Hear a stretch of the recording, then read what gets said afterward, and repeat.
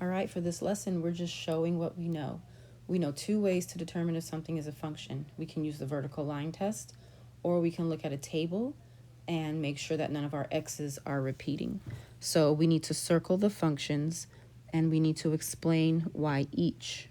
Okay, so we're going to have a little explanation by all four of these. So I'm going to start with the easy ones where I can use my vertical line test. This is touching in many places. So this is not a function. Doesn't pass.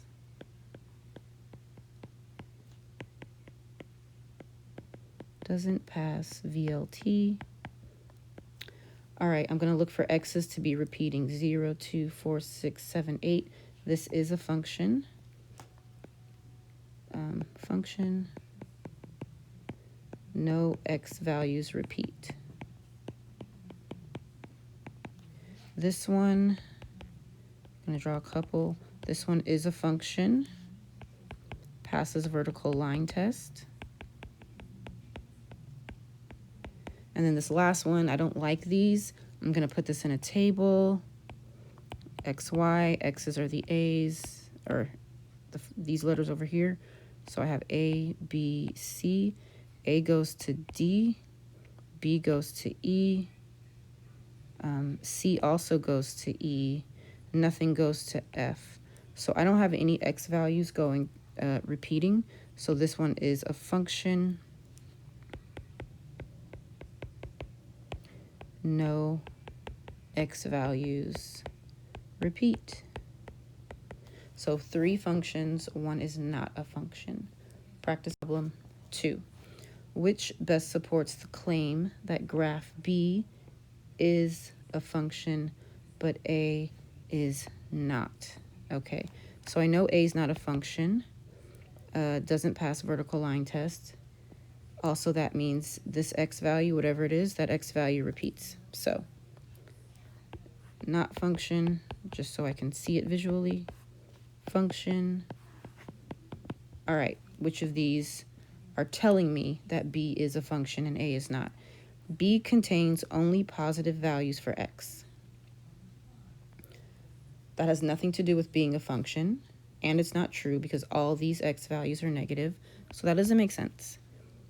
A contains the point 2, 1.4, okay, and the point 2, negative 1.4. So that's why this isn't a function, because this x value is repeating. So yes, that's a reason why B is not a function. Why A is not a function.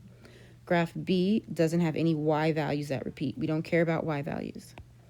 Graph A doesn't have any y values that repeat. We don't care about y values. So B is telling me why graph A is not a function. None of these other answer choices make sense. Last practice problem. Aaron writes a set of ordered pairs. The set is a function. That means no x values repeat. She says she can add any point and it will still be a function. So these are her ordered pairs here. Which of the points could be used to show that she's wrong?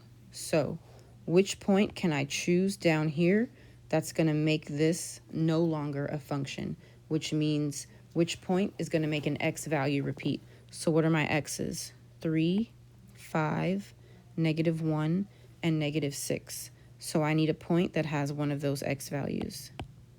If I add this point to her list, this is no longer a function because now the x value of -6 repeats.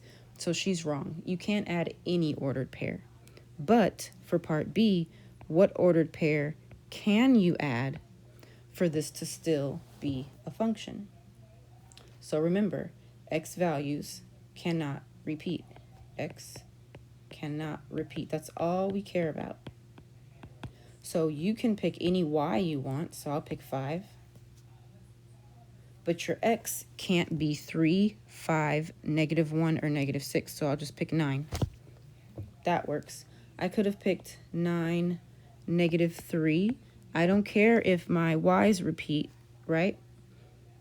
as long as my x's don't repeat. So you can use +1, 2, can't use 3, you can use 4. You can use +6, but you can't use -6. So there's a ton of ordered pairs that you can use.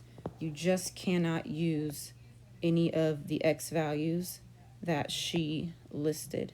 So no 3, no 5, no -1, and no -6.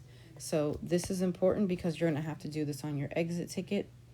It's time for that now. Take your time, go back and look at the examples, and you are ready.